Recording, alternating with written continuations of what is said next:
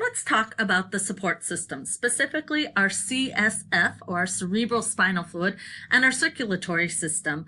And we'll talk a little bit about the function of each and then describe the disorders that are associated with each.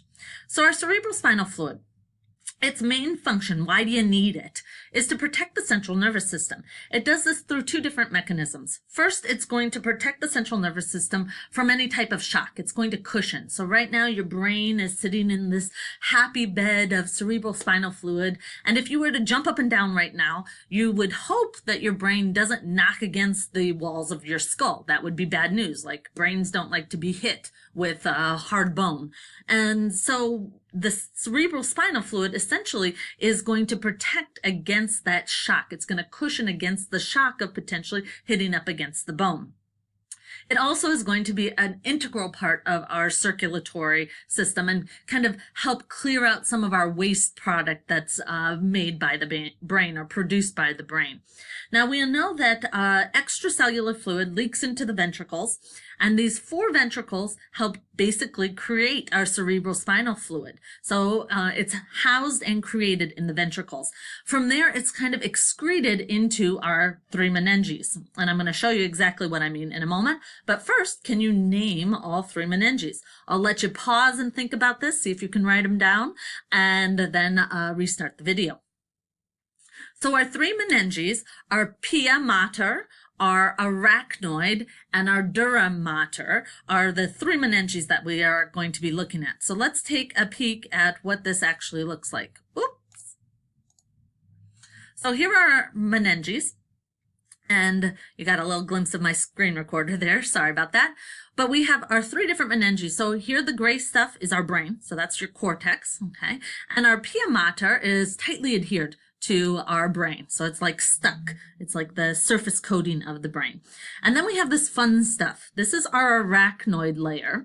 And you can see here, this is the actual arachnoid, but down below, this is part of it, is our subarachnoid space.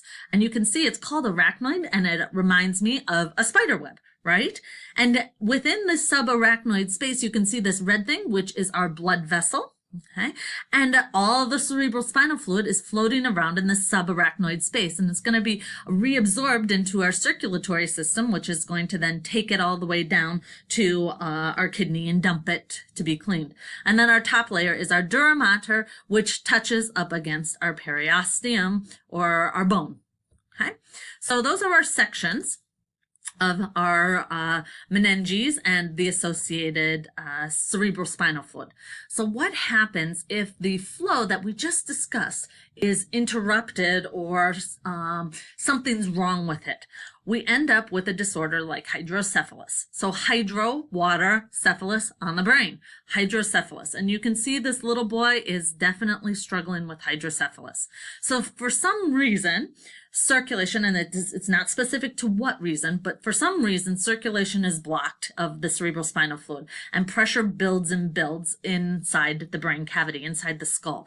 Now, this creates an enlargement of the ventricles, which starts pushing on our brain tissue.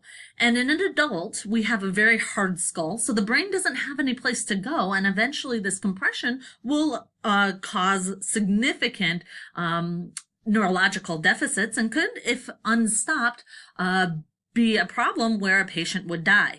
Now, this is where the surgeon is going to go in and actually create a hole in the brain, not in the brain, sorry, in the skull and the associated meninges, in order to drain any excess fluid out so that the cortex doesn't get compressed.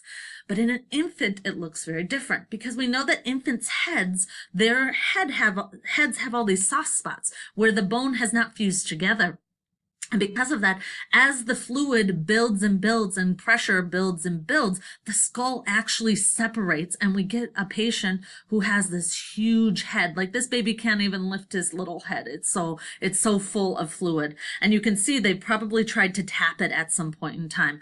Unfortunately, in our third world countries, they sometimes can't deal with hydrocephalus. They don't know what to do, or they don't have the medical resources to deal with it.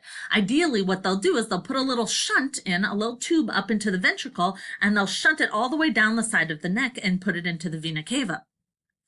But they can only do that once in most of our third world countries. They don't have the medical technology to fix the shunt. And therefore, if it, for some reason the shunt gets blocked, the child is going to end up with some pretty significant problems.